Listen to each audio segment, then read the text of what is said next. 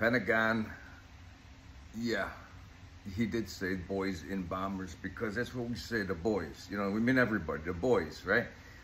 It meant her too, okay? So I don't know why everyone gets so bent out of shape when someone says it's the boys in the bombers. Yeah, we know that women are flying the... Yeah, we know that. We know the women are flying the machines, right? Everybody knows this. I just verified that.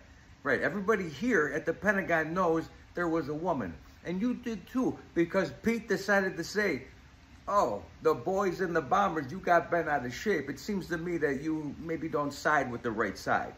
You know, there's a problem with that. If you don't agree with some of the stuff that's going on here, even though we're winning, maybe you belong over there, right? I bet you in Iran, they probably do refer to the girls with the hoods on, hiding their hair, the women that can't show nothing, the women who don't get recognition for anything. Meantime, you want to complain about us?